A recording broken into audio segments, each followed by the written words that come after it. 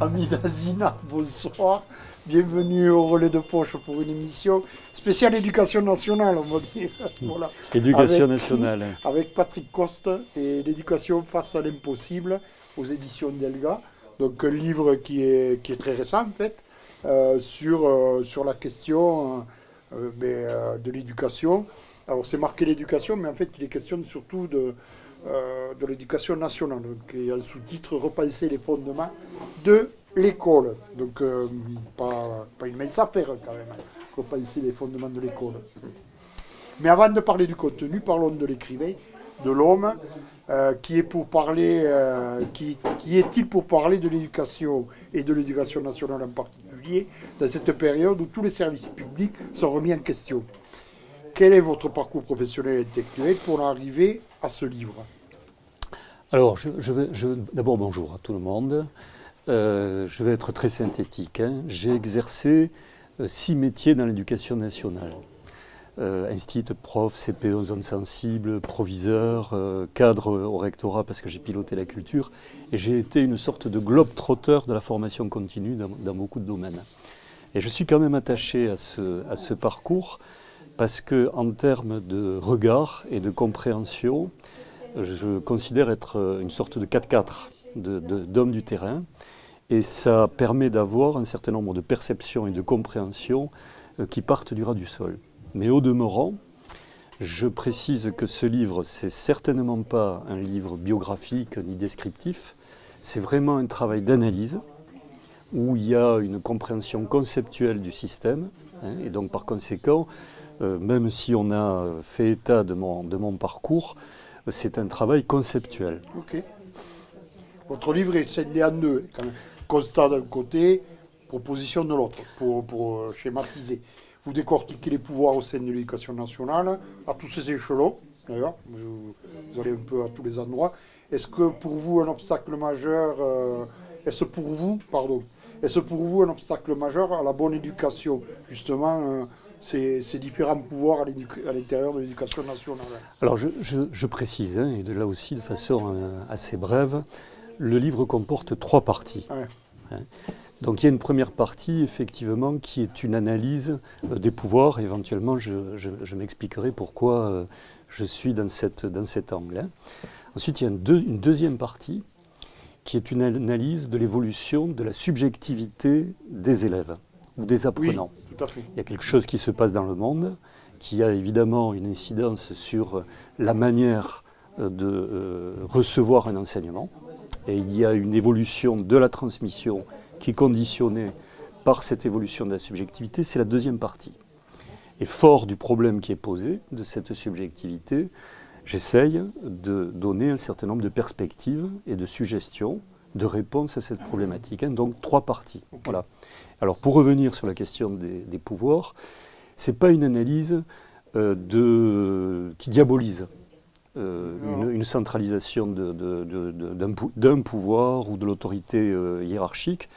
C'est une compréhension multipolaire du pouvoir qui concerne tout le monde.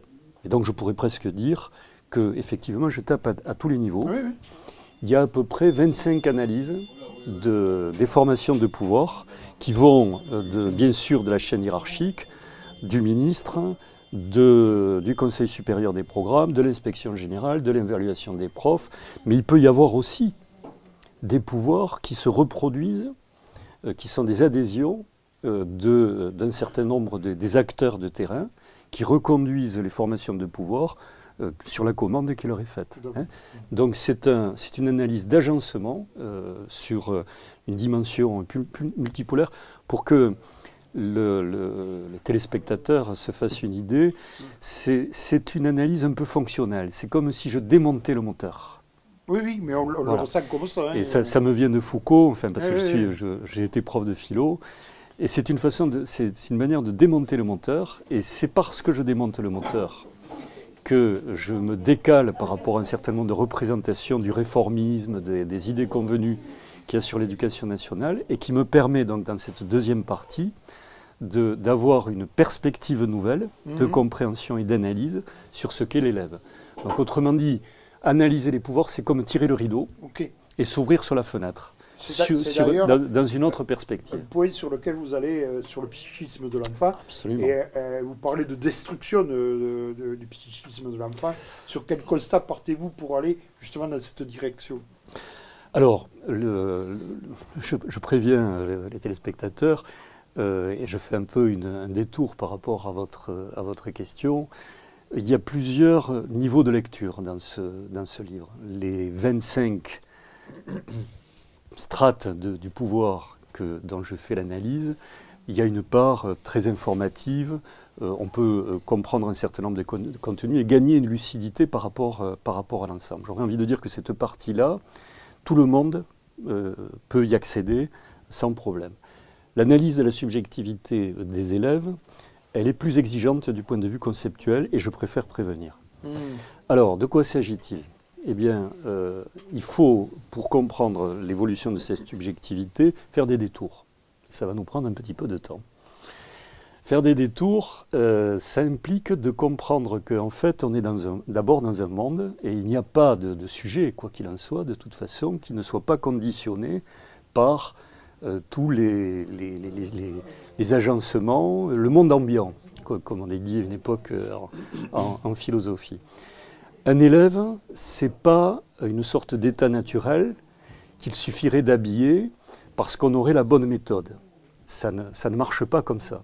Un élève, c'est un être dont l'intelligence, dont les dispositions affectives, désirantes, se forment dans une histoire et dans des agencements qui l'entourent.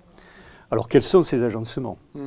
Il faut partir des agencements, du dehors en quelque sorte, pour revenir à cette formation subjective. Alors ce dehors, bah, écoutez, ça va être des gros mots là. Ça va être des gros mots, mais on est dans on est dans un monde, mais ce sont des mots, des gros mots, mais qui ne versent pas dans la vulgarité, soyez tranquilles. Hein. C'est une façon un petit peu de retenir le cuistre. C'est le cuistre, si vous voulez, qui emploie des vocabulaires hermétiques et que donc que je suis en train d'essayer un petit peu de faire accepter. Voilà. Et donc, si vous voulez, on est dans un monde d'abord qui est un monde économique. Ça peut paraître étrange.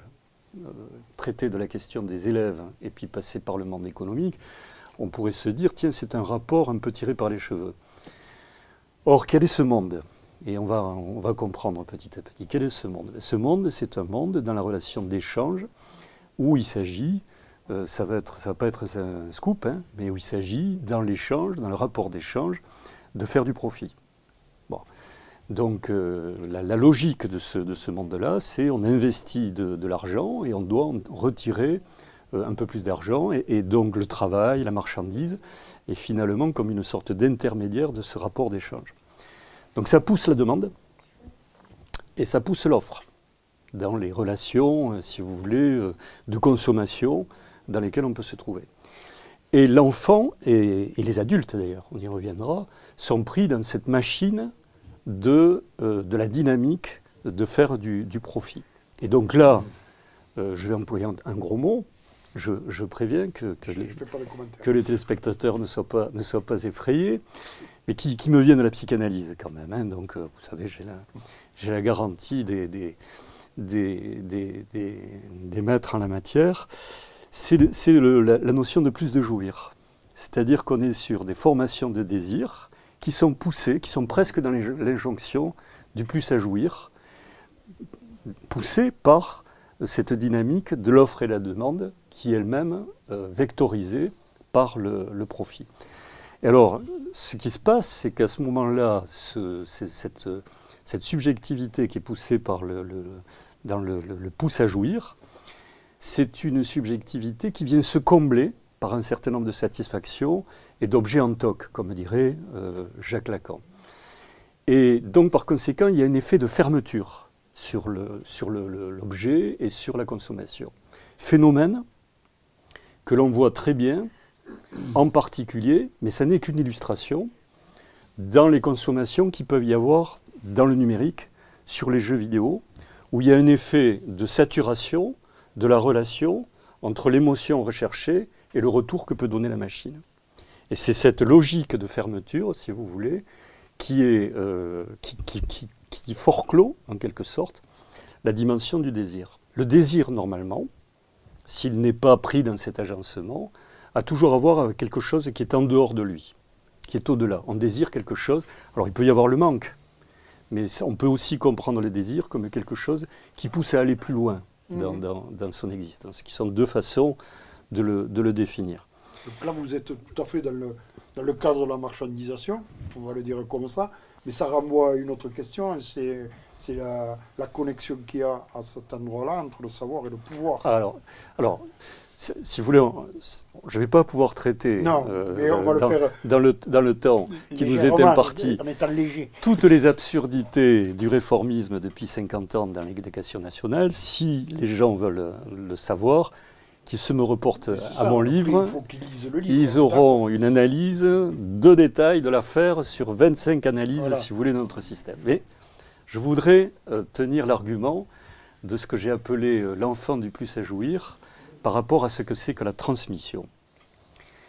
Premièrement, si vous voulez, pour qu'il y ait transmission, il faut qu'il y ait un rapport de dissymétrie entre l'élève et l'autorité.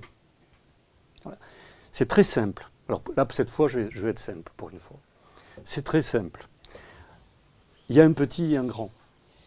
C'est structurel, ça, dans la définition de l'enfance par rapport aux adultes. Et l'élève, il est effectivement inscrit initialement dans cette dissymétrie.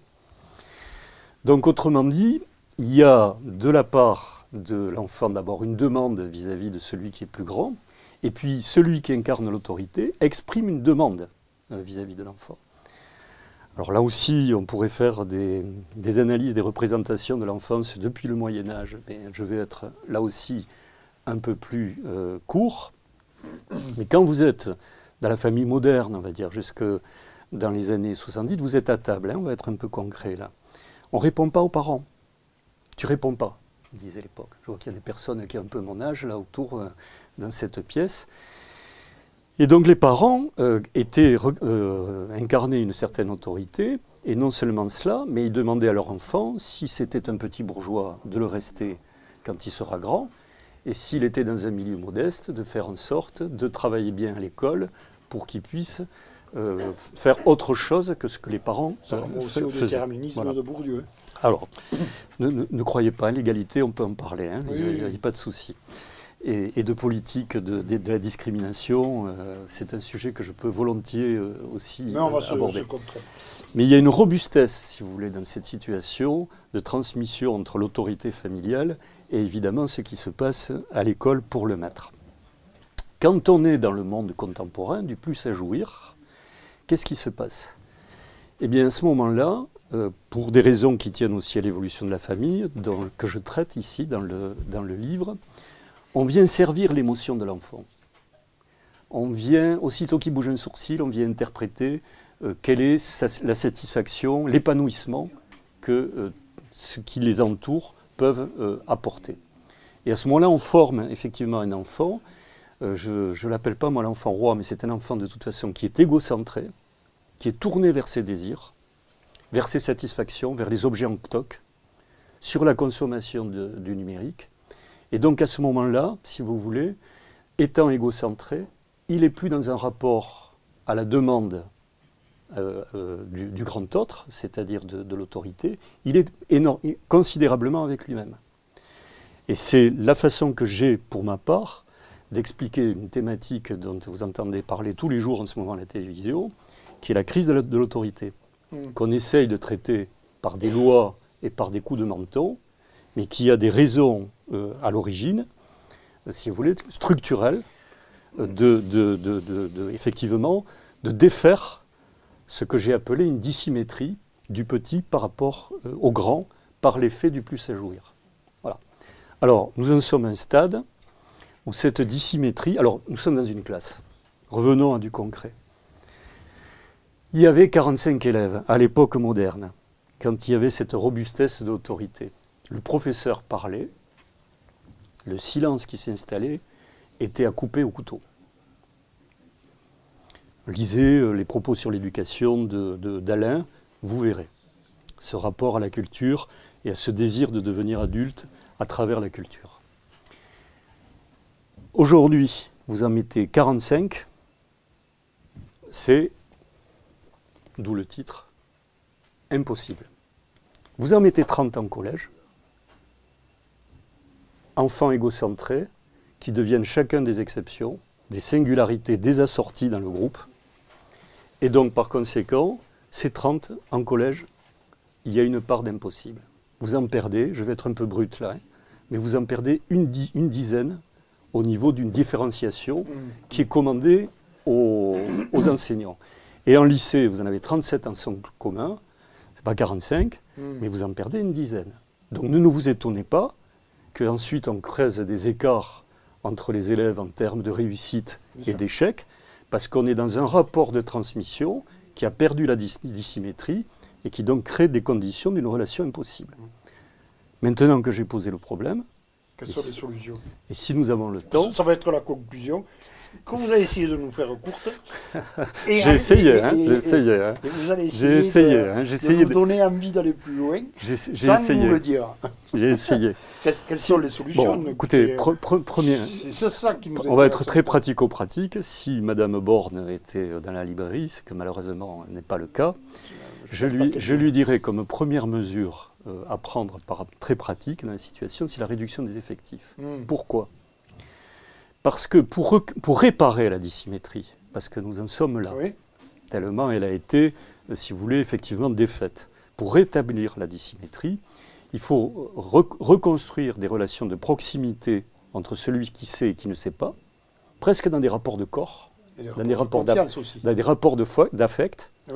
Et donc par conséquent, il faut reconstituer finalement des intervalles, si vous voulez, de proximité qui permettent de réhabiter la dissymétrie que l'on a perdue par les agencements globaux dans lesquels nous sommes. Voilà. Et c'est ça, et donc par conséquent, je définis une perspective qui me vient là aussi d'un concept d'un pédagogue de Russie, figurez-vous, de l'Union soviétique, des années 30, qui était marxiste, mais que j'ai actualisé. Il s'appelle Vygotsky, et qui définit une notion en pédagogie de la zone proximale de développement. Zone proximale de développement. Et vous entendez là le phénomène de proximité, d'intervalle, si vous voulez, qui permet de travailler entre les langues quotidiennes singulières, égocentrées des élèves, et celui qui sait. Et donc à ce moment-là, il y a un rapport qui s'établit, qui est un rapport d'autorité de force aussi. Il n'y a pas d'autorité sans force. Mais vous pouvez regagner cette force-là, qui n'est pas du coup de menton, hein. Vous pouvez regagner, si vous voulez, un rapport de puissance d'intervention parce que vous êtes passé dans la relation de proximité. Il y va de la langue quotidienne au savoir dans cet intervalle-là, mais je pourrais vous démontrer qu'il y va aussi de la construction du commun. Parce que quand on est dans des groupes désassortis, quand on est dans des singularités désassorties, par les effets du plus jouir, comment fait-on une petite république pour que devienne plus tard une grande république? On peut toujours développer des notions d'égalité, de morale républicaine. Si véritablement on ne construit pas le rapport, ce sont des tembles vides, ce sont des remontrances formelles et extérieures aux élèves. Pour construire du sens du commun, il faut véritablement construire dans la communauté. On va s'arrêter là. Et pour en savoir plus, il vous faudra acheter le livre de Patrick Coste, L'éducation face à l'impossible, avec un sous-titre « Repenser les fondements de l'école ». Donc nous sommes dans cette étape-là. Merci Patrick Coste, merci Amida Zinat, et bonne journée à vous. Merci à vous.